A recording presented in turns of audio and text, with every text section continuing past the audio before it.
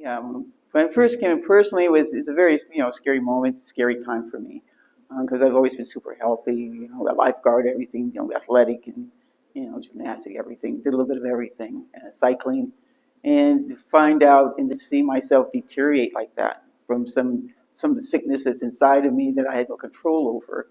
I never thought I'd see myself that low, that weak, where I couldn't do anything. My name is Karla. I'm from Riverside, California, and I'm diagnosed with metastatic breast cancer, stage 4. It was it affected a lot because I had 2 external tumors on my left breast that were constantly causing issues, hemorrhaging and oozing, and so I was constantly cleaning up. I was doing a cleanup thing constantly, so it really affected it. They were painful, and I couldn't even make up my own bed at that time, and I was on oxygen all the time. So I just saw it as a battle, one day at a time. And actually, at that point in time, it was one day at a time. And I knew every day that I stuck with it, had positive thoughts. God heals all. You have to go God first. Always God first. It gives me strength, and I called him. I'm doing a lot during that time. I still do, but it always just kept me going.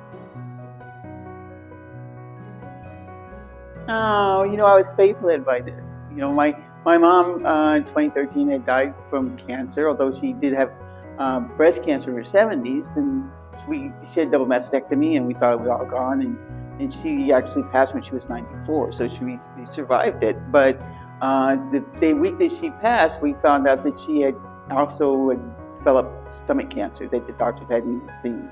So I was just, happening to look around, looking at the internet about cancer treatments, and I ran across ITC. Not even knowing, and that was like January, February that year, and in May I was diagnosed. Oh, I had listened to all the testimonies, everything. I do really do a lot of discernment, and so I had great expectations, and I was just really excited. My sons both were a little bit hesitant, they were just like, I don't know, Mom. I said, we're going, and I'm going without you, or you can come with me. So, but I was going, and I was very excited. It met all my expectations. It was very comforting, actually. He was a very solid person. He knew exactly.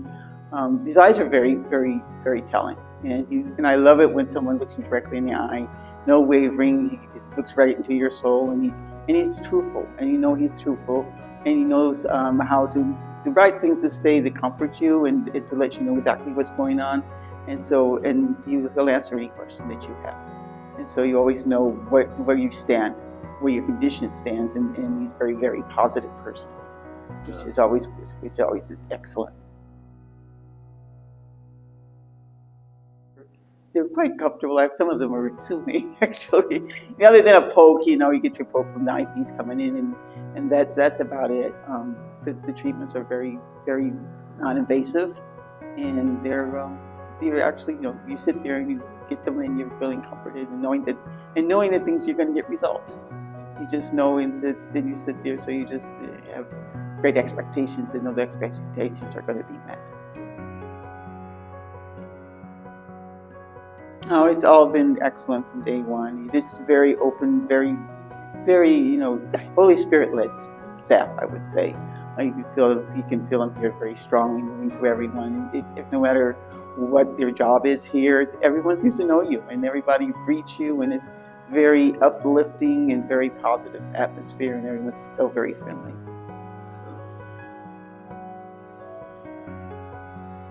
And when I returned home after those first 3 weeks, the tumors on the outside, I still had the home care, health care coming in, attending to those, and I looked up, I kept faith, and one day they were gone, and it was healed on that side, and so it was just, that was a major thing, and I was still on the oxygen, and still toting the oxygen. I said, one day I won't have to tote the oxygen, and I look up, in the past 3 months, I haven't used oxygen at all. So it's nice to be able to release, see the tumors gone, At least for those, there's still a lot more we're working on. But you see progress like that, major progress, and especially in the breathing and being able to, be out that wheelchair. You never thought I'd be in a wheelchair.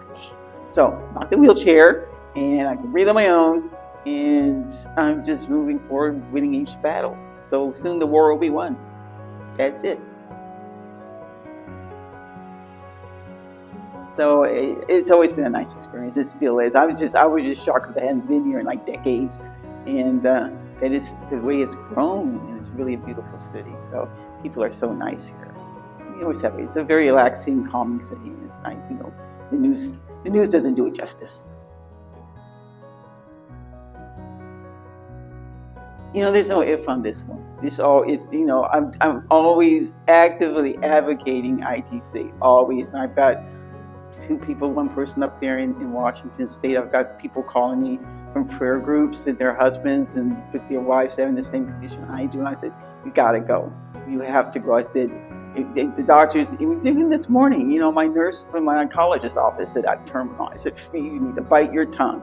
And so I've chewed her out, and so I'm always advocating. I'm always across the country, everybody I talk with. And actually, I did speak with one of my associates, and she brought her niece down a few weeks after I came back, and she immediately hopped in the car and brought her down here.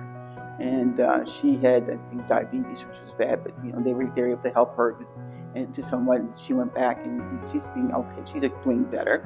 But there's not a day that goes by I don't mention ITC, because there are so many people with the disease. All different types of cancer. A lot of prayer groups, and one prayer intercessory group has grown from. There's so many people with this disease that they have just dedicated Mondays to praying for them. So I just put in the email to everybody. Here's hope. If you want help, contact me. And so I'm hoping I'm always sending the message out. Just everybody in the world should know about this place.